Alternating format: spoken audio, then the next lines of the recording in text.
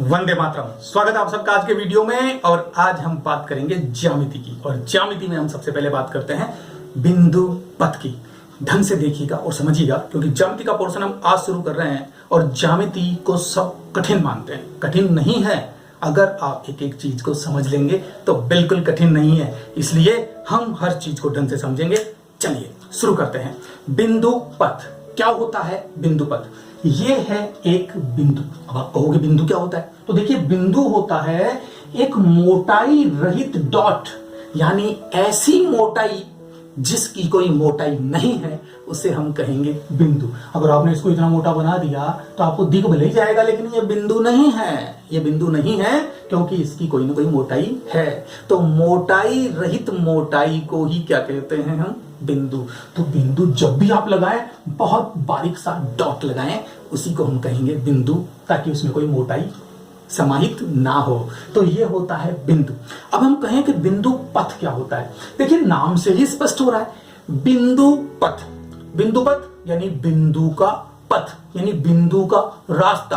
यानी बिंदु अगर किसी रास्ते को तय कर रहा है, किसी रास्ते पर चल रहा है, तो जो रास्ता बन रहा है वही क्या कहलाएगा? बिंदु पथ। जैसे कि ये एक बिंदु है और ये यहां से चलना प्रारंभ करता है और ये इस तरह से गमन करता है। मान लीजिए कैसे भी गमन कर रहा है, तो ये इस बिंदु का बिंदु पथ है या नहीं है? है। आप देख रहे हैं कि इस पथ को अगर मैं एक लाइन के द्वारा दिखाऊं तो ये पथ कुछ इस प्रकार से है।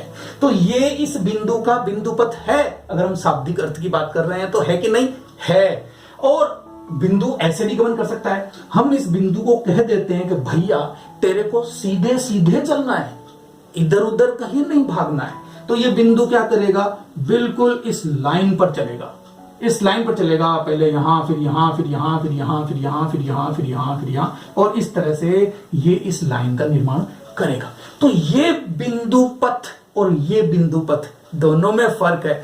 फर्क क्या है? फर्क ये है कि यहां जो बिंदु गमन कर रहा है उस पर कोई नियम नहीं है, कोई प्रतिबंध नहीं है, कोई रोक टोक नहीं है, वो स्वतंत्र गमन कर रहा है। लेकिन यहां जो बिंदु गमन कर रहा है उस पर प्रतिबंध लगा है, उस पर कोई नियम लगाया गया है, इस पर रोक टोक है कि आप इधर उधर नहीं भगोगे, आपको बिल्कुल सीधा गमन करना है।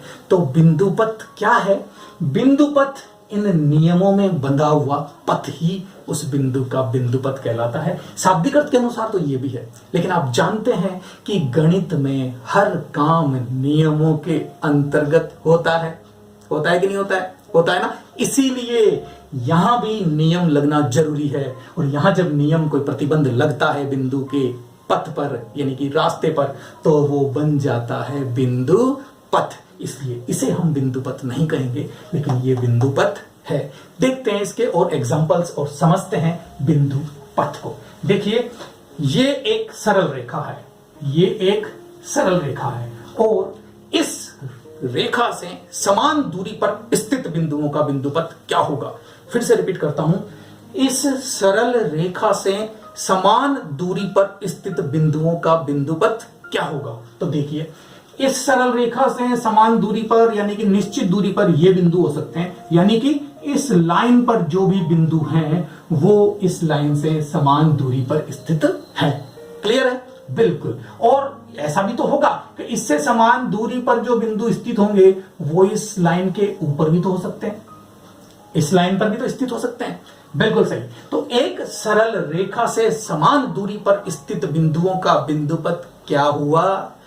एक सरल रेखा से समान दूरी पर स्थित बिंदुओं का बिंदु पथ इस सरल रेखा के दोनों ओर समांतर रेखाएं है। एक सरल रेखा से समान दूरी पर स्थित बिंदुओं का बिंदु पथ उस सरल रेखा के दोनों ओर दो समांतर रेखाएं होती है। क्लियर? तो ये एक बिंदु पथ हुआ। और एग्जांपल लेते हैं। मान लीजिए आपने ये एक पॉइंट फिक्स कर दिया, और ये पॉइंट फिक्स करके हमने ये दूरी भी फिक्स कर दी कि ये दूरी r है। इस दूरी r पर रहते हुए किसी बिंदु का पथ, यानी अगर बिंदु चलेगा तो कैसे चलेगा? यानी बिंदु चलेगा कुछ इस प्रकार से। क्लियर है? इस निश्चित बिंदु को हम O कह दें तो O से समान दूरी पर रहते हुए बिंदु P का बिंदु पथ क्या होगा? दिख रहा है ना क्या होगा? एक वृत्त बनेगा। क्या बनेगा? एक वृत्त बन रहा है इस बिंदु P का बिंदु पथ, और वो जो फिक्स पॉइंट है उसे हम वृत्त का केंद्र कहेंगे, और ये जो दूरी है इस दूरी को हम वृत्त की त्रिज्या कहेंगे। ये लीजिए, आपने तो बिंदु पथ के साथ साथ वृत्त की डेफिनेशन दे दी। क्या हुई वृत्त की डेफिनेशन? ऐसे बिंदुओं का बिंदु पथ जो किसी बिंदु से सदैव निश्चित दूरी पर स्थित होते हैं, क्या कहलाता है? वृत्त। तो देखिए, आपने तो एक नई डेफिनेशन बना दी। तो यही है बिंदु पथ, किसी बिंदु का निश्चित प्रतिबंधों के अंतर्गत तय किया गया रास्ता ही उस बिंदु का क्या कहलाता है? बिंदु पथ। और इन बिंदुओं का बिंदु पथ भी यही होगा। क्लियर? तो ये हुआ वृत्त। अब आपसे एक सवाल पूछता हूं मैं, और सवाल ये है कि ये एक समतल है। ये क्या है? एक समतल है। हमारा फर्श, इस फर्श पर एक पहिया है। एक पहिया है, वो गमन कर रहा है इधर। क्या कर रहा है ये पहिया? इधर गमन कर रहा है। तो आप बताइए कि इस पहिए के केंद्र का बिंदु पथ क्या होगा? इस पहिए के केंद्र का, पहिए का केंद्र कहां? ये रहा, ये रहा। इस केंद्र का बिंदु पथ क्या होगा? स्पष्ट है कि जब ये पहिया राउंड लेकर यहां घूमेगा, अरे केंद्र की स्थिति तो यही रहेगी ना। केंद्र की स्थिति तो यही रहेगी, यानी केंद्र क्या होगा? केंद्र का बिंदु पथ क्या होगा? इस समतल के समांतर एक सरल रेखा। तो किसी समतल पर अगर एक पहिया लुढ़कता है तो पहिए के केंद्र का बिंदु पथ उस समतल के समांतर एक सरल रेखा होता है। बोर्ड में सवाल आ चुका है ये, बिल्कुल। ये जो अभी तक हम जितने भी उदाहरण ले रहे हैं, बोर्ड में ये सवाल पूछे जा चुके हैं, इसलिए आप इन्हें ढंग से समझ लीजिए। तो क्लियर हुआ कि हमारा बिंदु पथ क्या होता है। तो बिंदु पथ क्या है? बिंदु पथ बिंदुओं का एक ऐसा समुच्चय होता है। क्या होता है? बिंदु पथ बिंदुओं का एक ऐसा समुच्चय। समुच्चय का मतलब क्या है? समुच्चय का मतलब होता है समूह। मान लीजिए मैं A, B, C, D, E, F, G इन सब को एक ग्रुप बना देता हूं और इस ग्रुप में फिट कर देता हूं, तो ये ग्रुप क्या कहलाएगा? ये ग्रुप कहलाएगा एक सेट, एक समुच्चय कहलाएगा ये। यानी A से लेकर G तक के अल्फाबेट्स का एक समूह क्या कहलाता है? समुच्चय कहलाएगा, A से G तक के अल्फाबेट का। तो इसी प्रकार से बिंदुओं का समुच्चय। बिंदुओं का समुच्चय मतलब जिसमें बहुत सारे बिंदु होंगे, तो बिंदुओं का जो समूह होगा वो समुच्चय कहलाएगा। तो चलते हैं हमारी डेफिनेशन पर कि बिंदु पथ होता क्या है। बिंदु पथ बिंदुओं का एक ऐसा समुच्चय होता है जिसमें बिंदु दिए गए एक या अधिक प्रतिबंधों का पालन करते हैं। फिर से रिपीट करता हूं, बिंदु पथ दिए हुए बिंदुओं का एक ऐसा समुच्चय होता है। बिंदु पथ बिंदुओं का एक ऐसा समुच्चय होता है जो दिए गए नियमों का या फिर प्रतिबंधों का पालन करते हैं। बिंदु पथ बिंदुओं का एक ऐसा समुच्चय होता है जो दिए गए प्रतिबंधों का पालन करते हैं। तो ये होता है हमारा बिंदु पथ। अब बिंदु पथ में दो बातें निहित है, उनको भी आप समझ लीजिए। क्या? पहली बात यह है कि बिंदुओं का पथ है, तो कोई बिंदु उस बिंदु पथ का बिंदु होगा। कोई बिंदु उस बिंदु पथ का बिंदु होगा, और बिंदु पथ में जितने भी बिंदु हैं वो सभी बिंदु उन प्रतिबंधों का पालन करते हैं। ये दो बातें निहित होती है। पहली बात कि बिंदु पथ का कोई भी बिंदु उस बिंदु पथ का कोई एक बिंदु है, क्योंकि बिंदु पथ में बहुत सारे बिंदु हैं। क्लियर? और दूसरी बात यह हो गई कि उस बिंदु पथ में जितने भी बिंदु हैं सभी बिंदु दिए गए प्रतिबंधों का पालन करते हैं। तो स्पष्ट हुआ आपको बिंदु पथ। यह है हमारा बिंदु पथ। और अब हम लेंगे इससे आगे से समदूरस्थ बिंदुओं का बिंदु पथ क्या होता है। तो इसके लिए लेते हैं हम प्रमेय, और प्रमेय क्या कह रही है कि दो दिए गए बिंदुओं, हम वो दो बिंदु ले लेते हैं ए और बी। ए बिंदु ये रहा और बी बिंदु ये रहा। इन दो बिंदुओं से समान दूरी पर स्थित बिंदु, मान लेते हैं इन दोनों से समान दूरी पर स्थित ये बिंदु P है, ये बिंदु Q है, ये बिंदु R है, ये कुछ बिंदु हमने ले लिए जो इनसे समान दूरी पर स्थित है। तो चलिए इस दूरी की बात की जा रही है कि ये दूरी और ये दूरी समान है, यानी ये बिंदु P A और B दोनों से समदूरस्थ है, समान दूरी पर स्थित। B से भी दूरी और A से दूरी P की समान है, यानी P इन दोनों बिंदुओं से समदूरस्थ बिंदु है। इसी प्रकार से Q भी इन दोनों बिंदुओं से समदूरस्थ बिंदु है और R भी इन दोनों बिंदुओं से समदूरस्थ बिंदु है।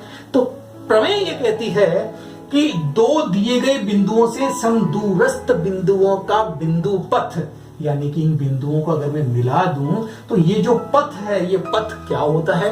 ये पथ होता है इन दोनों बिंदुओं को मिलाने वाले रेखाखंड का लंब समद्विभाजक है। दोनों बिंदुओं को मिलाने वाले रेखाखंड का लंब समद्विभाजक, यानी ये दोनों भी बराबर हो और ये कोण 90 डिग्री का हो, तो ये लंब समद्विभाजक होता है रेखाखंड AB का।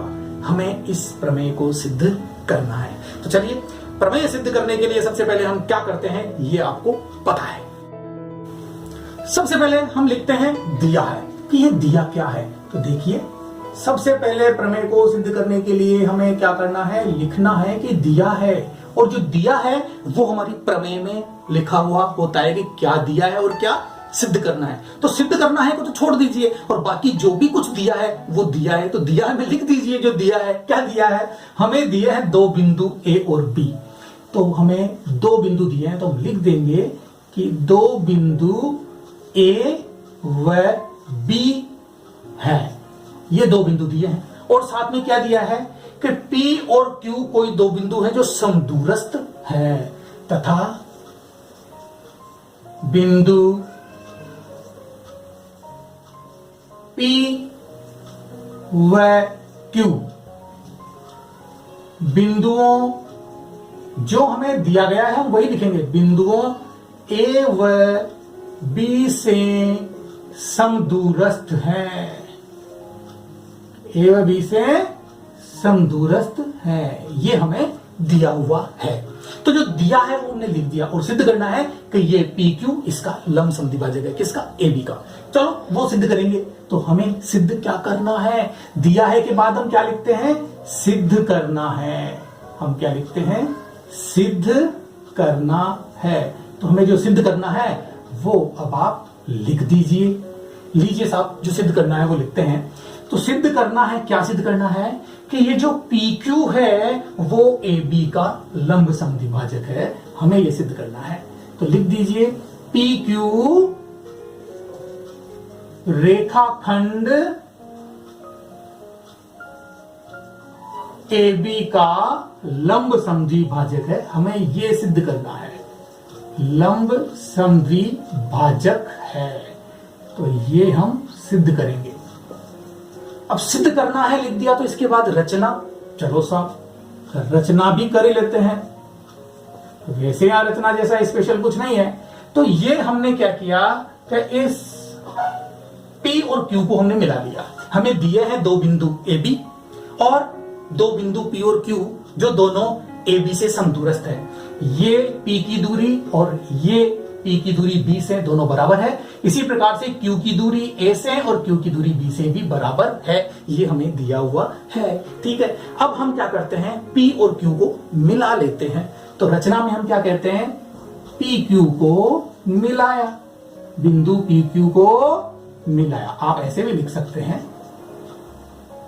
ये हमारी हो गई रचना। अब रचना के बाद अगला जो काम है वो मेन काम है, वो है उपपत्ति।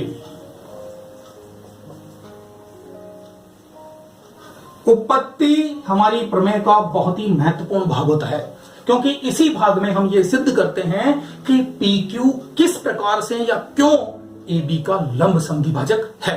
तो चलिए सिद्ध करते हैं। और ये उपपत्ति वाला जो पार्ट है प्रमेय में सबसे महत्वपूर्ण होता है। यहां तक का जो पार्ट है आपकी प्रमेय दिया है, सिद्ध करना है, रचना और ये चित्र, ये आपके करीबन 30% मार्क्स आपको दिला के जाते हैं, बाकी 70% मार्क्स आपको इससे मिलते हैं। देखिए हम इस प्रमेय को अब सिद्ध करते हैं। और कैसे सिद्ध करते हैं, देखिए हमें यहां त्रिभुज ABP नजर आ रहा है। कौन त्रिभुज ABP।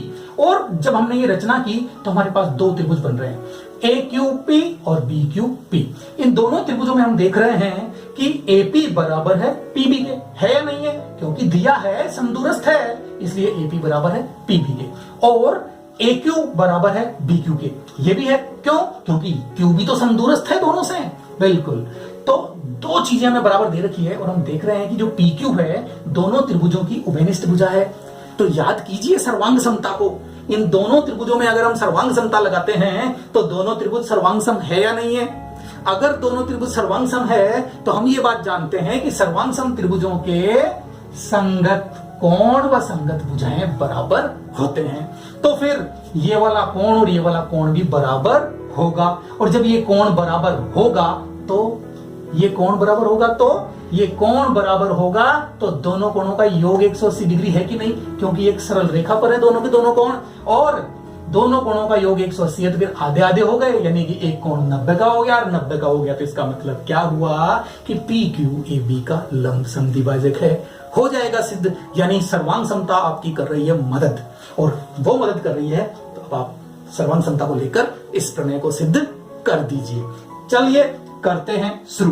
तो सबसे पहले हम इनको लिखते हैं कि हम बराबर क्यों कह रहे हैं, क्योंकि बिंदु P व Q बड़ा है, Q समदूरस्थ है। क्या है, समदूरस्थ है। इसलिए क्या होगा कि AP बराबर होगा BP के तथा AQ बराबर होगा BQ के। AQ बराबर होगा BQ के। इसे कह देते हैं समीकरण 1 और इसे कह देते हैं समीकरण 2। तो दो चीजें तो हमारे पास आ गई और तीसरी उभयनिष्ठ हम कह देंगे। तो अब हम बात करते हैं सर्वांग समता की। तो चलिए सर्वांग समता लेते हैं। पहले मैं यहां तक का ये जो लिखा हुआ है इसे इरेज करना चाहूंगा, क्योंकि पूरा काम मैं इस बोर्ड पर नहीं कर पाऊंगा। तो चलिए इसको इरेज कर देते हैं। अगर आपको स्क्रीनशॉट लेना है तो ले लीजिए। अब मैं इसको इरेज कर देता हूं।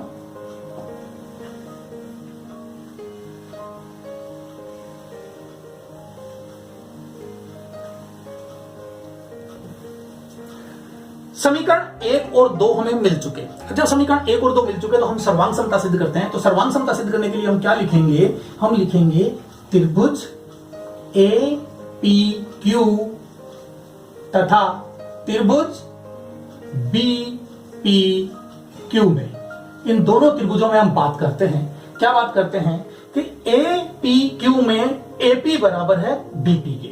पहली बात तो ये हो गई कि AP बराबर है BP के। ऐसा हमने क्यों कहा, क्योंकि समीकरण 1 से, समीकरण 1 में आपने देखा ना अभी, समीकरण 1 में ये दोनों बराबर थे। तो समीकरण 1 से हम ये कह सकते हैं कि AP बराबर है BP। और दूसरी बात हम ये कह सकते हैं कि AQ बराबर है BQ के। ये लीजिए AQ बराबर है BQ। और ये हमने कहां से कहा, ये हमने कहा समीकरण 2 से। समीकरण 2 से AQ और BQ दोनों बराबर हैं। तीसरी बात हमारी क्या थी कि AQ दोनों की उभयनिष्ठ भुजा है। तो त्रिभुज APQ में भी AQ और PQ और BPQ में भी PQ दोनों बराबर हैं। क्यों, क्योंकि उभयनिष्ठ भुजा। हमें ये कारण यहां लिखना होता है, जरूरी है, क्योंकि चेक करने वाले को ये समझ में आए कि आपने इसे क्यों बराबर किया है। क्यों का जवाब देते चलिए, आपका सवाल बहुत अच्छा होगा और कहीं भी कोई भी नंबर नहीं कटेगा। तो इन तीनों से हम ये देख रहे हैं कि दोनों त्रिभुजों की तीनों संगत भुजाएं बराबर है। और सर्वांग समता का नियम आप जानते हो कि S सर्वांग समता नियम से, S सर्वांग समता नियम से हम क्या कह सकते हैं, हम नियम से कह सकते हैं कि त्रिभुज APQ सर्वांग सम है त्रिभुज BPQ के। क्लियर है? दोनों त्रिभुज सर्वांग सम हो गए और दोनों त्रिभुज सर्वांग सम है तो हम ये बात जानते हैं कि सर्वांग सम त्रिभुजों की संगत भुजाएं और संगत कोण बराबर होते हैं। तो इसलिए हम कह सकते हैं, इसलिए कोण, ये क्या कहूंगा इसको, AQP, AQP बराबर है किस कोण के, BQP के। तो ये लीजिए BQP, इसे मैं कह देता हूं समीकरण 3, क्योंकि समीकरण 1 और 2 पहले आई गई और ये आ गई समीकरण 3। अब हम ये देख चुके हैं कि AQP और BQP दोनों बराबर है, ये वाला एंगल और ये वाला एंगल दोनों बराबर हैं। अब हमें इसे सिद्ध करना है कि ये 90 डिग्री है। अब क्योंकि ये दोनों एक रेखीय कोण युग्म है, एक रेखा पर एक बिंदु पर बने हुए दो कोण हैं, तो इसलिए हम जानते हैं कि रेखीय कोण युग्म का योग कितना होता है, 180। तो इसलिए लिख देता हूं परंतु, ये हम जानते हैं, तो परंतु कोण AQP प्लस कोण BQP बराबर होगा 180 डिग्री। अब ऐसा हमने क्यों कहा, तो क्यों में कारण दे दीजिए, क्योंकि कारण हर जगह आपको देना होगा। रेखिक कोण युग्म, तो आपने जब कारण भी दे दिया तो स्पष्ट है कि इन दोनों कोणों का योग 180 है, क्योंकि रेखीय कोण युग्म है। लेकिन हम समीकरण 3 में देख रहे हैं क्या, कि AQP और BQP दोनों बराबर हैं। तो AQP को तो मैं AQP रहने देता हूं और BQP AQP के बराबर है, तो इसकी जगह मैं लिख देता हूं AQP और ये हो जाएगा बराबर 180 डिग्री के। आप इसका भी कारण दे दीजिएगा। आपने BQP की जगह AQP क्यों लिखा है, क्यों लिखा है, समीकरण 3 से BQP AQP के बराबर है, इसलिए हम कह देते हैं क्योंकि समीकरण 3 से। स्पष्ट हो गया यहां भी कारण। तो अब जब ये दोनों बराबर है तो इनको सॉल्व कर दीजिए। AQP प्लस AQP कितना हो जाएगा, 2AQP बराबर 180 डिग्री। तो इस तरह से AQP बराबर कितना आएगा, 180 डिग्री बटा 2, और जब इसमें भाग दूंगा तो कितना आया, 90 डिग्री। यानी कि AQP बराबर हो गया 90 डिग्री। इसे मैं कह देता हूं समीकरण 4। और अब हम कह सकते हैं समीकरण, ये थी ना AQ बराबर BQ, ये दोनों भाग बराबर हैं तो समद्विभाजक हो गया, और ये 90 डिग्री है तो लंब समद्विभाजक हो गया। तो एक तो ये वाली समीकरण ले लेंगे जिसमें AQ और QB बराबर है, तो AQ और BQ बराबर है समीकरण 2 में, तो हम कह देंगे समीकरण 2 एवं समीकरण 4 से। समीकरण 4 से क्या स्पष्ट हो गया कि ये 90 डिग्री है और ये दोनों भाग बराबर हैं, तो इसका मतलब ये हो गया कि PQ इसका लंब समद्विभाजक है, इति सिद्धम। तो इसीलिए हम लिखते हैं समीकरण 2 व 4 से PQ रेखाखंड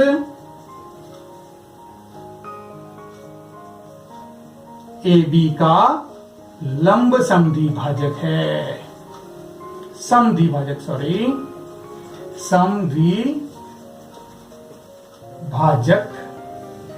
ये लीजिए लंब समद्विभाजक है, हैंस प्रूव इति सिद्धम। और इस प्रकार से ये हो गई हमारी प्रमेय पूरी। देखिए प्रमेय में थोड़ा लिखना ज्यादा हो सकता है, यहां आपको जो लिखा हुआ है वो थोड़ा ज्यादा दिख सकता है, लेकिन इस तरीके से अगर आपने किसी प्रमेय को सॉल्व कर दिया तो ये आपके एग्जामिनर को एक चैलेंज करती है। अगर आप अच्छे ढंग से काम करेंगे तो ये सामने वाले को कहती है कि अगर आप में हिम्मत है तो मेरा नंबर काट के दिखाइए। एक स्टूडेंट को हमेशा ऐसा काम करना चाहिए कि सामने वाले को चैलेंज रहे कि वो कहीं से भी कोई नंबर नहीं काट सके। तो ऐसा ही है ये सॉल्यूशन। दो प्रतिच्छेदी रेखाओं से समदूरस्थ बिंदुओं का बिंदु पर क्या होता है, तो चलिए देखते हैं। ये रेखा है L और ये रेखा है M। हमने दो रेखाएं ले ली और ये दोनों रेखाएं बिंदु O पर प्रतिच्छेद करती है। क्लियर। अब इन दोनों रेखाओं से समदूरस्थ बिंदु, समदूरस्थ मतलब इक्वी डिस्टेंस, यानी कि समान दूरी पर, मान लीजिए ये एक बिंदु P हमने ले लिया, ये बिंदु P रेखा M से और रेखा L से समान दूरी पर है। इसका मतलब इस बिंदु की इस M से दूरी क्या होगी, तो ये दूरी होगी ये। आप ये बात अच्छी तरह से जानते होंगे कि किसी बिंदु की किसी रेखा से जो दूरी होती है वो सदैव लंबवत दूरी होती है। नहीं समझ में आता? मैं बताता हूं। ये एक रेखा है और ये है बिंदु P। तो इस बिंदु P की इस रेखा से दूरी क्या होगी? आप कहोगे ये भी दूरी है, ये भी दूरी है, ये भी दूरी है, ये भी दूरी है, ये भी दूरी है। तो आप बताइए कौन सी दूरी है? देखिए ये सब दूरियां अलग अलग हो सकती है, जितनी ये है उतनी इधर भी हो सकती है। ये दोनों समान हो सकती है, ये दोनों समान हो सकती है, ऐसी दूरी इधर भी कोई आ सकती है। लेकिन ये एकमात्र दूरी होती है जो कि इस बिंदु से इस रेखा पर डाला गया लंब होगा, परपेंडिकुलर होगा। तो ये जो लंब होता है वो इकलौता होता है, अकेला होता है। इसलिए किसी बिंदु की किसी रेखा से जो दूरी की बात की जाती है तो वो दूरी सदैव उस बिंदु से उस रेखा पर डाला गया लंब होता है। इस बात को आप अपने दिमाग में फिट कर लीजिए। हमेशा किसी भी बिंदु से इस रेखा की दूरी इस बिंदु से इस पर जो लंब होगा वही होगी। बाकी ऐसी दूरियां तो बहुत दूरियां हो सकती है, इनको दूरी नहीं माना जाएगा।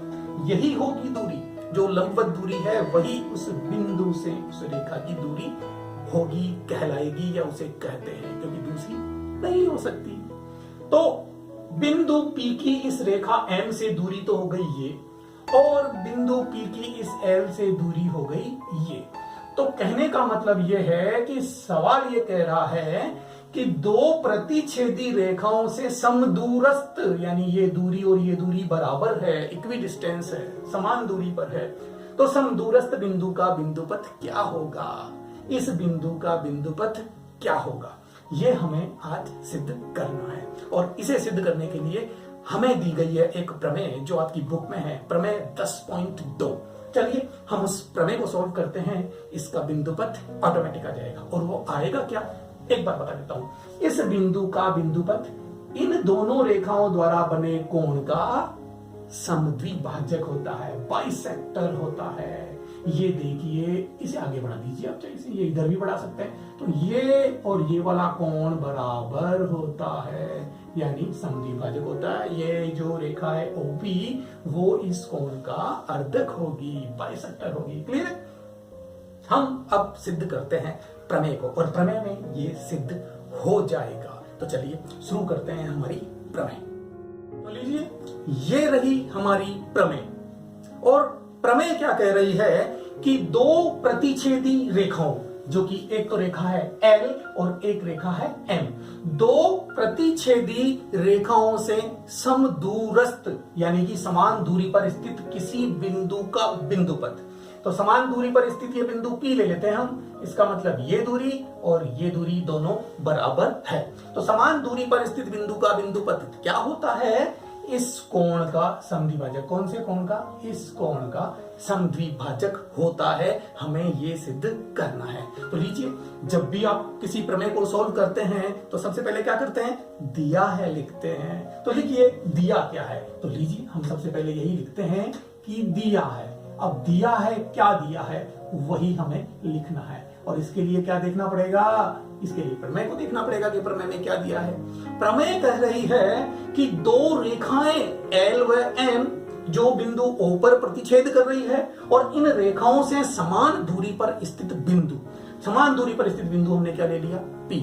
समान दूरी पर स्थित बिंदु P का बिंदुपथ इस कोण का समद्विभाजक होता है। यानी कि ये जो OP है, हमें इसे कोण का समद्विभाजक सिद्ध करना है। तो इसके अलावा जो भी है वो सब हमें क्या है? दिया है। तो लिख दीजिए, दिया है L व M दो रेखाएं हैं। क्या दिया है? एक तो हमें ये दिया है कि L व M दो रेखाएं हैं जो बिंदु O पर प्रतिच्छेद करती है। तो लिख दीजिए, जो बिंदु O पर प्रतिच्छेद करती है।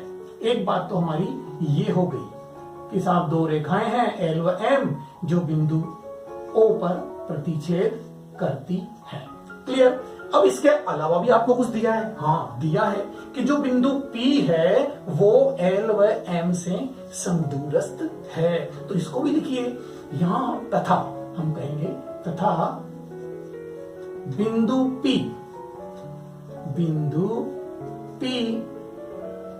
रेखा एल व एम से समदूरस्थ है, समदूरस्थ है। ये बात भी हमें यहां लिखनी है। अच्छा, और कुछ दिया है? जी हाँ, और कुछ नहीं दिया है, केवल ये दिया है कि दो रेखाएं बिंदुओं पर प्रतिच्छेद कर रही है और बिंदु P समदूरस्थ है। अब तो हमें सिद्ध करना है कि बिंदु P का बिंदु पथ इन दोनों रेखाओं द्वारा बने कोण का समद्विभाजक होता है।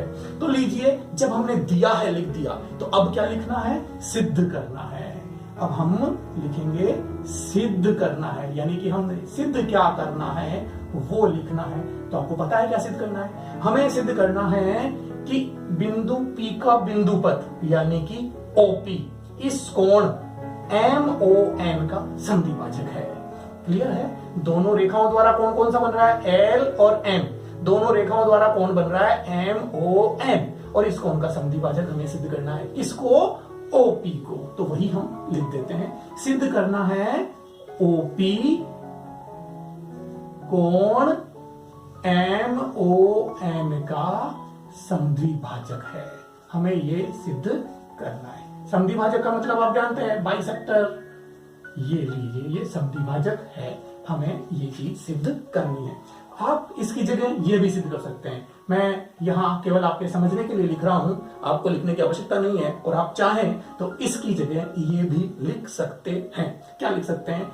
कि कोण MON का समद्विभाजक मतलब ये वाला कोण और ये वाला कोण दोनों बराबर है। हमें ये सिद्ध करना है, क्योंकि बराबर होने का मतलब हो गया ना, OP इन दोनों को दो बराबर भागों में बांट रहा है, यानी कि समद्विभाजक है, समान दो भाग कर रहा है। तो हम ये भी सिद्ध कर सकते हैं कि TOM कोण POM बराबर है कोण PON के। हम ऐसा भी सिद्ध कर सकते हैं, यानी इसकी जगह ये भी लिख सकते हैं, तो भी ऑटोमेटिक OP कोण MON का समद्विभाजक हो जाएगा। और इसी बेस पर तो कहेंगे हम। चलिए, ये हमने लिख दिया, सिद्ध करना है। और सिद्ध करना है कि बाद क्या करते हैं? सिद्ध करना है कि बाद आपको पता है हम करते हैं रचना। तो बताइए, रचना में क्या करूं? रचना करनी है? यस। रचना हमने क्या किया? रचना में हमने OP को, O को और P को मिला दिया, O को और P को मिला दिया। तो ये लीजिए, बिंदु O व P को मिलाया। आप रचना में लिख दीजिए, बिंदु O व P को मिलाया। आप चाहें तो यहां पर ये भी लिख सकते हैं कि OP को मिलाया।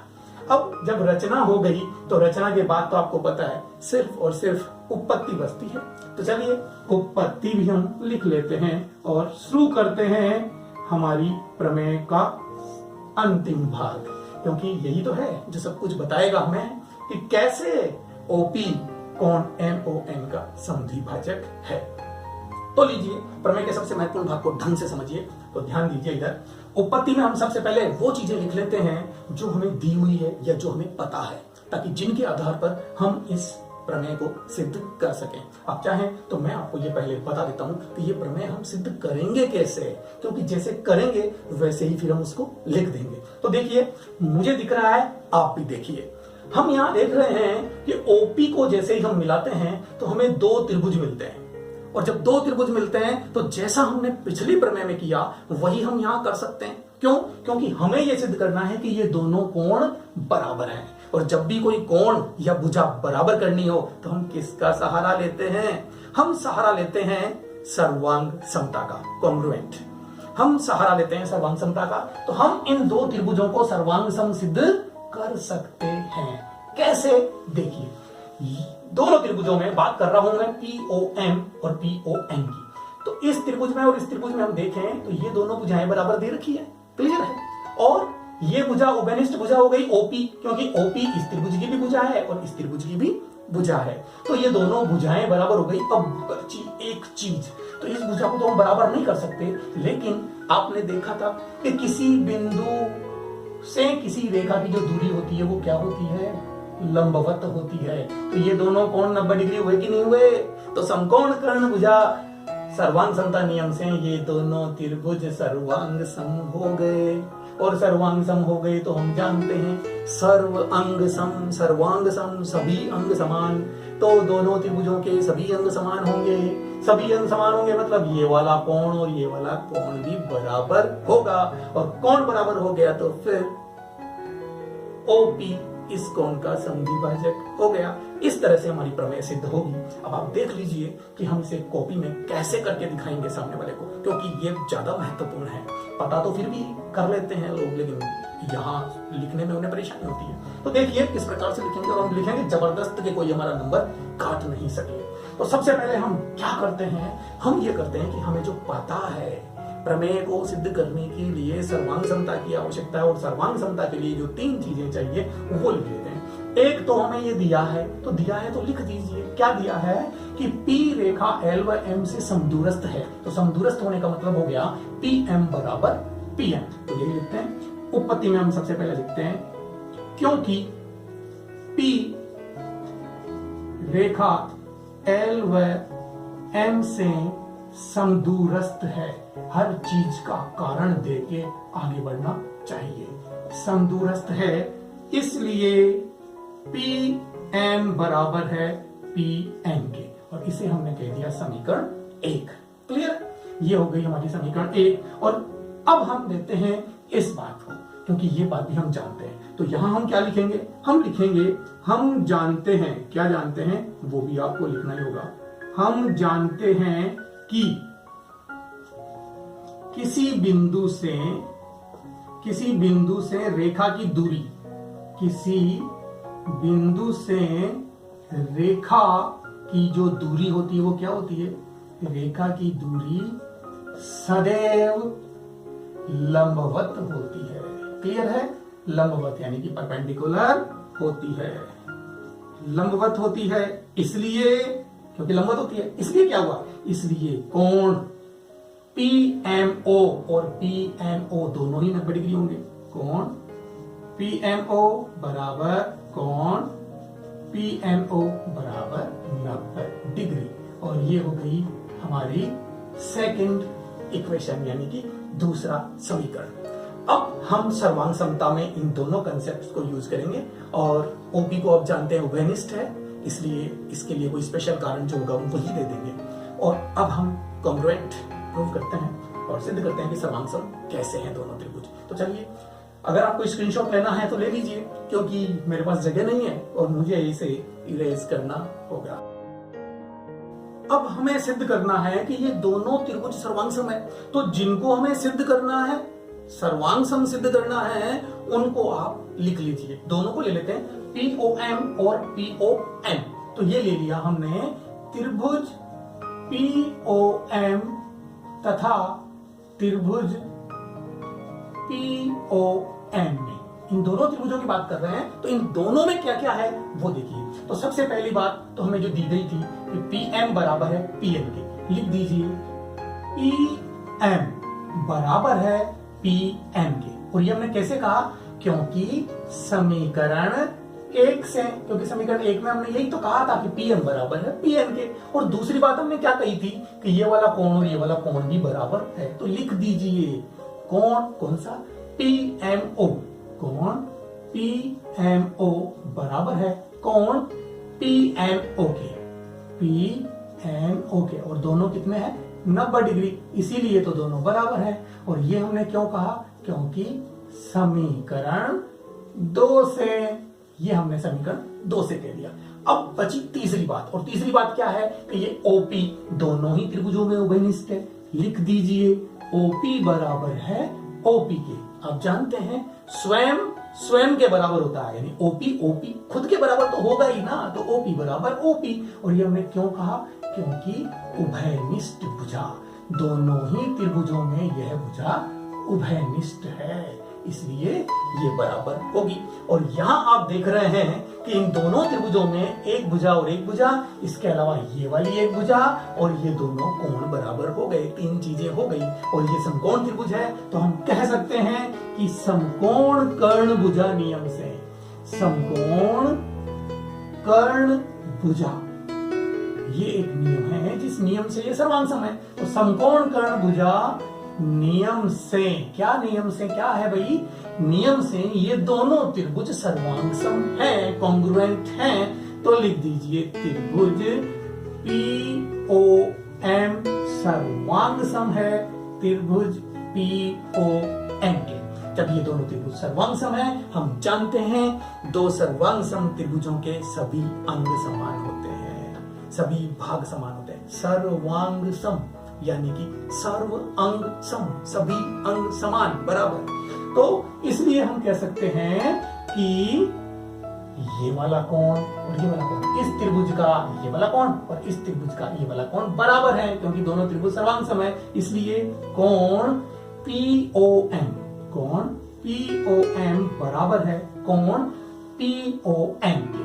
तो ये लीजिए POM, ये दोनों बराबर हो गए। अगर आपने सिद्ध करने में सेकंड वाला पार्ट लिखा था तो उसके अनुसार तो इति सिद्धम, लेकिन हम फर्स्ट पार्ट के अनुसार और आगे लिख देते हैं। और ये चीज यही स्पष्ट कर रहा है कि जब ये दोनों कोण बराबर हैं तो इसका मतलब इस OP में, रेखा OP में इस कोण MON का समद्विभाजन किया कि नहीं किया, कर दिया। इसलिए हम कह सकते हैं क्योंकि POM और PON बराबर है,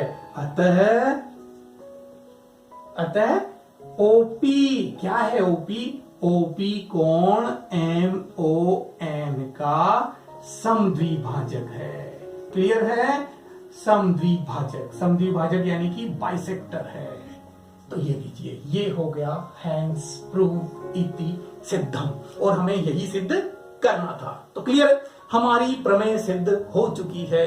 और प्रमेय सिद्ध हो गई तो एक बात और समझ लीजिए आप, क्या कि ये दो रेखाएं हैं L व M, ठीक है, ये दोनों रेखाएं हैं। तो ये दोनों रेखाएं अगर किसी बिंदु पर प्रतिच्छेद कर रही है तो केवल एक ही कोण थोड़ी बन रहा है, कोण तो ये वाला भी बन रहा है, ये भी बन रहा है और ये भी बन रहा है। लेकिन ये जो रेखा OP है वो इस कोण का भी समद्विभाजक है। और इसी प्रकार एक रेखा और हो सकती है जो इन दोनों कोणों को भी समद्विभाजित करती है। तो इसलिए इस प्रमेय से ये एक बात सिद्ध करके हम कह सकते हैं कि दो रेखाओं से, दो प्रतिच्छेदी रेखाओं से जो बिंदुओं पर प्रतिच्छेद कर रही है, बाइसेक्ट कर रही है, तो दो प्रतिच्छेदी रेखाओं से समदूरस्थ बिंदुओं का बिंदु पथ उन दोनों रेखाओं से बने कोण का समद्विभाजक होता है। यानी कि हम कह सकते हैं locus of points equidistance from the bisecting lines is bisector of angle, जो किनसे बन रहा है, इन दोनों रेखाओं से बन रहा है। क्लियर? चलिए, आपके ये प्रमेय अच्छे से समझ में आ गई होगी। तो अब हम इस प्रमेय और इससे पहले वाली प्रमेय पर आधारित कुछ एग्जाम्पल और उन दो एग्जाम्पल के माध्यम से हम देखेंगे कि किस प्रकार उन प्रमेय को यूज करके हम हमारी समस्याओं का समाधान करते हैं, हमारी प्रॉब्लम्स को सॉल्व करते हैं। तो लेते हैं पहली प्रॉब्लम, और पहला सवाल है हमारा, एक ही आधार BC पर तीन समद्विबाहु त्रिभुज हैं। ये रहा हमारा आधार BC और इस BC पर तीन समद्विबाहु त्रिभुज हैं, PBC और QBC तथा RBC। ये तीन समद्विबाहु त्रिभुज है। समद्विबाहु त्रिभुज का मतलब हो गया जिनकी दो भुजाएं समान है। इस QBC में QB और QC समान है, PBC में PB और PC समान है, और RBC में RB और RC समान है। अगर एक ही आधार BC पर ये तीन समद्विबाहु त्रिभुज हैं तो हमें सिद्ध करना है कि PQR संरेख है। ये हम सिद्ध करेंगे। और कैसे सिद्ध करेंगे? इसको सिद्ध करने के लिए हम लेंगे हमारी पहली प्रमेय 10.1। और प्रमेय 10.1 क्या कहती है आपको याद होगा। तो देखिए प्रमेय 10.1 क्या कहती है, दो बिंदुओं से, ये दो बिंदु अगर BC हैं तो इनसे समदूरस्थ बिंदुओं का बिंदुपथ, यानी समान दूरी पर स्थित बिंदुओं का बिंदुपथ, P समान दूरी पर है क्योंकि समद्विबाहु त्रिभुज है, Q समान दूरी पर है क्योंकि समद्विबाहु त्रिभुज है, और R भी समान दूरी पर है B व C से क्योंकि समद्विबाहु त्रिभुज है। तो जब ये तीनों समदूरस्थ हैं तो प्रमेय कहती है कि दो बिंदुओं से समदूरस्थ बिंदुओं का बिंदुपथ उन दोनों बिंदुओं को मिलाने वाले रेखाखंड यानी कि BC का लंब समद्विभाजक होता है। और लंब समद्विभाजक ये रहा। अब आप एक बात तो जानते होंगे, क्या कि BC का जो लंब समद्विभाजक है, कितने लंब समद्विभाजक हो सकते हैं? देखिए किसी भी रेखाखंड का केवल और केवल एक लमसम द्विभाजक हो सकता है, और वो लमसम द्विभाजक क्या है? एल, यानी कि एक रेखा। तो इसका मतलब क्या हुआ कि पी क्यू आर संरेख है। तो इस प्रकार से हमारा ये सवाल सॉल्व हो जाएगा, लेकिन बातों में ही सॉल्व थोड़े ही करना है। चलिए सॉल्व करते हैं। तो सबसे पहले हम हमारा हल शुरू करते हैं, और हल शुरू करने के लिए हमें क्या लिखना है? सबसे पहले दिया है या क्या है या क्यों, इस चीज को लेके चलना है। तो चलिए सबसे पहले हम लेके चलते हैं कि हमें क्या दिया हुआ है और दिए हुए के आधार पर हम इसको कैसे सॉल्व करेंगे। तो हम करते हैं इसको सीधा हल, क्योंकि प्रमेय नहीं है तो यह आवश्यक नहीं है कि हम दिया है, सिद्ध करना है, रचना वो सब लिखें। हम इस उदाहरण को सीधा सॉल्व कर सकते हैं, और अगर आवश्यक हो तो हमारे समझने के लिए हम लिख भी सकते हैं। तो जो चीज आवश्यक नहीं है हम उसे नहीं लिखेंगे, और हम करते हैं इसको सीधा हल। तो देखिए हल इसको करना शुरू करते हैं। सबसे पहले बात करते हैं हम हमें जो दिया है उस पर, क्योंकि बात तो उसी पर करनी होगी। तो आप चाहे लिखें चाहे ना लिखें, लेकिन बात आपको दिया है पर करनी है। तो क्या दिया है? हमें दिया है तो हम लिखेंगे क्योंकि दिया है। क्योंकि दिया है त्रिभुज PBC और त्रिभुज QBC तथा त्रिभुज RBC क्या है? समद्विबाहु त्रिभुज है। ये हमें दिया है। तो समद्विबाहु त्रिभुज है तो इनका क्या यूज करेंगे वो अब हम लिखेंगे। समद्विबाहु त्रिभुज है। अब ये समद्विबाहु त्रिभुज है तो क्या फर्क पड़ा? देखिए समद्विबाहु त्रिभुज वो त्रिभुज होता है जिसकी दो भुजाएं समान होती है, और ये आप देख रहे हैं पहले से हमने निशान लगा रखे हैं कि PB और PC त्रिभुज PBC अगर समद्विबाहु त्रिभुज है तो इसमें PB और PC बराबर है। तो समद्विबाहु त्रिभुज है इसलिए हम ये कह सकते हैं कि PB बराबर है PC के। क्लियर? अब QBC भी समद्विबाहु त्रिभुज है। QBC भी समद्विबाहु त्रिभुज है, तो QBC में QB और QC बराबर है। तो हम लिख देंगे कि QB बराबर है QC के। और इसी प्रकार RBC भी समद्विबाहु त्रिभुज है। तो RBC समद्विबाहु त्रिभुज है तो RB और RC बराबर होगी। लिख दीजिए RB बराबर है RC के। तो ये तीनों त्रिभुजों में हम देख रहे हैं कि PB बराबर PC, QB बराबर QC और RB बराबर RC। तो ये अगर बराबर है तो इसका मतलब ये हुआ कि बिंदु P B और C से समदूरस्थ है। बिंदु B और C से बिंदु P समदूरस्थ है। इसी प्रकार बिंदु Q भी B और C से समदूरस्थ है, और इसी प्रकार बिंदु R भी B और C से समदूरस्थ है। तो इससे इन तीनों समीकरणों से हम ये कह सकते हैं कि अतः बिंदु P Q व R बिंदुओं, कौन से बिंदुओं से? बिंदुओं B व C से समदूरस्थ हैं। इसका मतलब यही हुआ समदूरस्थ हैं। क्लियर है? इस बात से ये मतलब निकल गया। अब ये समदूरस्थ हैं तो हम एक प्रमेय जानते हैं समदूरस्थ को लेकर, और वो क्या प्रमेय जानते हैं कि दो बिंदुओं से समान दूरी पर स्थित बिंदुओं का बिंदुपथ उन दोनों बिंदुओं को मिलाने वाले रेखाखंड का लंब समद्विभाजक होता है। तो हमें ये लिखना होगा कि हम क्या जानते हैं। हम जानते हैं, लिखते हैं।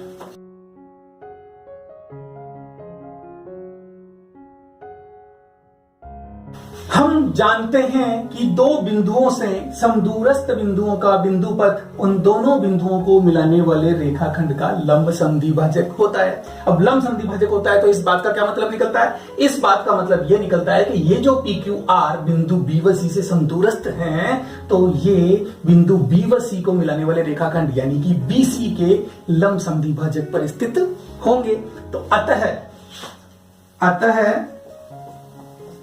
बिंदु P, Q व R तीनों बिंदु P, Q व R रेखाखंड BC के लंब समद्विभाजक पर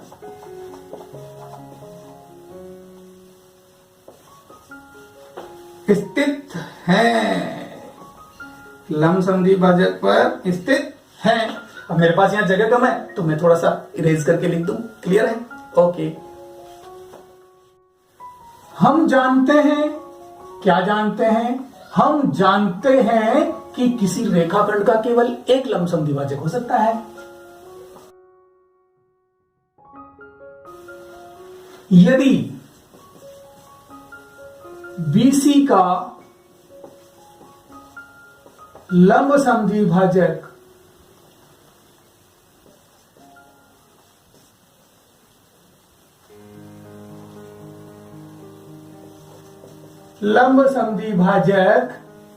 रेखा L है, यदि BC का लंबसम द्विभाजक रेखा L है तो हम ये कह सकते हैं कि जो PQR BC के लंबसम द्विभाजक पर स्थित है, तो इसलिए बिंदु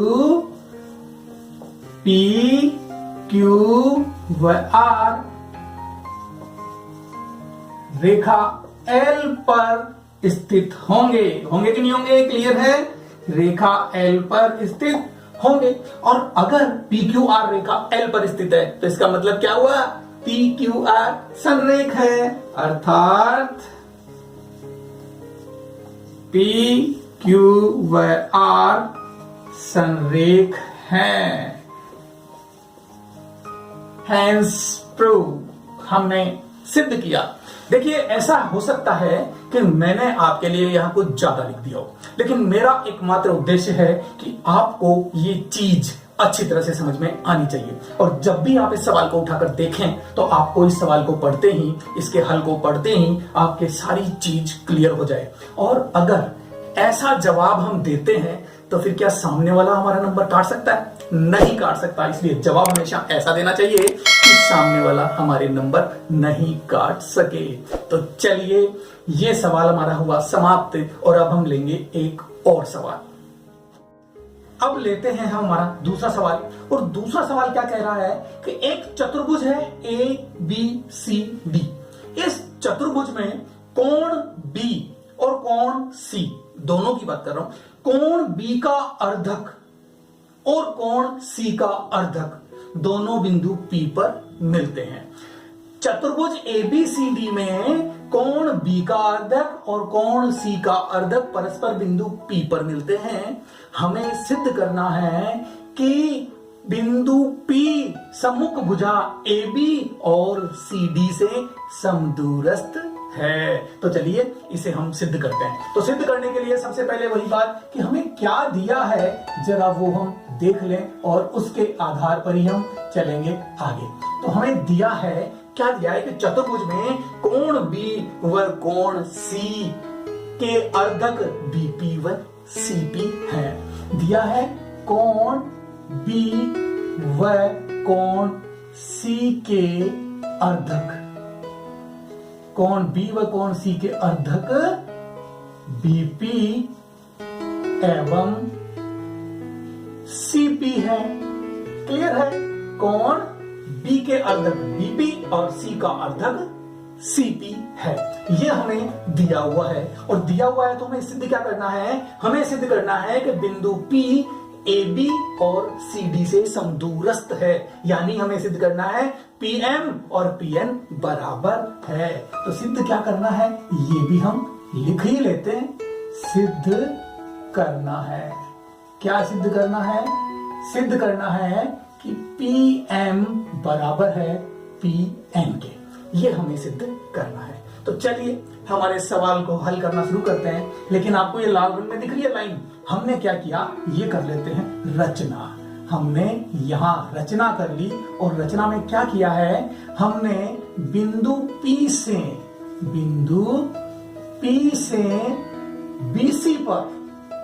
BC पर लंब, क्या है लंब का नाम? PL, लंब PL खींचा।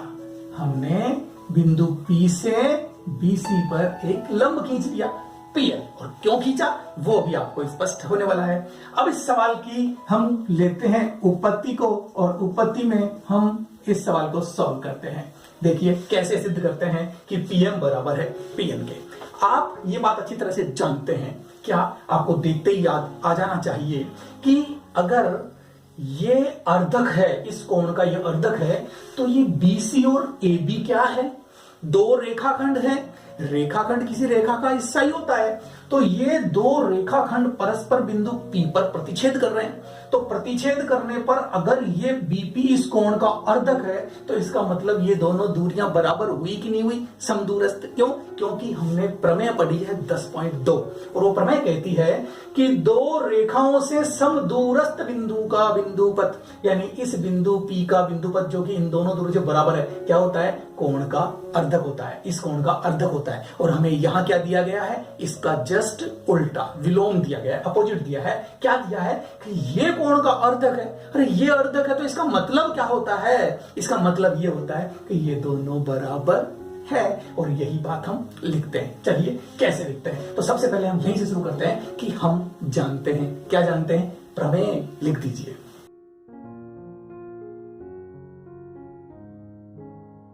हम जानते हैं कि दो प्रतिच्छेदी रेखाओं से समदूरस्थ बिंदु का बिंदुपथ दोनों रेखाओं द्वारा बने कोण का अर्धक होता है। अगर ये दोनों रेखाएं हैं तो समान दूरी पर स्थित बिंदु P का बिंदुपथ इस कोण B, दोनों रेखाओं द्वारा कोण कौन सा बना हुआ है? B के अर्धक पर स्थित होगा।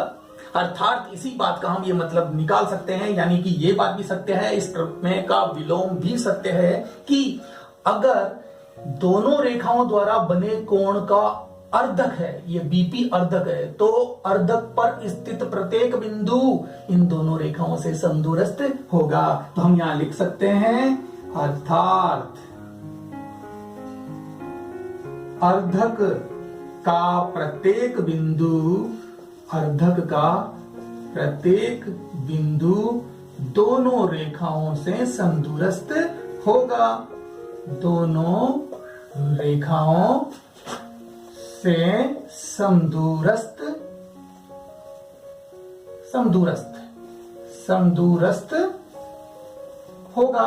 इस बात का ये मतलब निकलता है। और समदूरस्थ होगा तो इसका मतलब क्या हुआ? कि PM और PL बराबर होगा। इसलिए PM बराबर है PL के, इसलिए PM और PL बराबर होगा। क्लियर? ये बात आपकी समझ में आ गई कि जब दो रेखाओं से समदूरस्थ बिंदु का बिंदुपथ अर्धक होता है, इस कोण का अर्धक होता है, तो इसका विलोम भी सकते हैं कि दो रेखाओं द्वारा बने कोण का अर्धक, इस अर्धक का प्रत्येक बिंदु इन दोनों रेखाओं से समदूरस्थ होता है। और इसी कंसेप्ट को हमने यूज किया है। तो समदूरस्थ होता है तो इसका मतलब P इस रेखा AB से और रेखा BC से समदूरस्थ है, इसलिए ये भी 90 डिग्री और ये भी 90 डिग्री, तो ये इनकी हो गई दूरी और इसका मतलब हो गया कि PM बराबर है PL के। और इसी प्रकार हम ये कह सकते हैं, इसी प्रकार क्या? इसी प्रकार कि कोण C भी, तो कोण C का अर्धक है CP, तो जब C का अर्धक है CP तो PN और PL भी बराबर होगा। इसी प्रकार चूंकि, यानी कि क्योंकि कोण C का अर्धक, कोण C का अर्धक CP है, इसलिए क्या होगा कि PN बराबर होगा PL के लिए, PN बराबर होगा PL के। तो PN बराबर PL इसे कह सकते हैं समीकरण 1 और इसे कह सकते हैं समीकरण 2। तो इन दोनों समीकरणों से अब हम क्या कह सकते हैं? तो समीकरण 1 व 2 से मैं यही लिख देता हूं, आ तो जाएगा ना? आ जाएगा। समीकरण 1 व 2 से, समीकरण 1 व 2 से क्या कह सकते हैं हम कि जब PM बराबर है PL के और PN भी बराबर है PL के, तो फिर PM और PN भी तो बराबर होगा। यानी इस PL का मान मैं यहां से इसमें रख देता हूं, PL का मान है PN, तो यहां इस PL की जगह में PN लिख देता हूं। तो समीकरण 1 व 2 से क्या हो गया? PM बराबर हो गया PN और ये हो गया हैंस प्रूव। हमें यही सिद्ध करना था कि PM बराबर है PN के, यानी ये दोनों दूरियां बराबर है। तो इसका मतलब ये हो गया कि बिंदु P AB और CD से समदूरस्थ है। इति सिद्धम। देखिए बहुत ही आसान सवाल है। अगर हमें ये प्रमेय याद है, अगर हमें प्रमेय याद है तो हम इन सवालों को आसानी से सॉल्व कर लेंगे। प्रमेय याद होनी चाहिए और प्रमेय की समझ होनी चाहिए। तो इन दोनों प्रमेय को ढंग से देखिए। ओके बाय, मिलते हैं नेक्स्ट वीडियो में।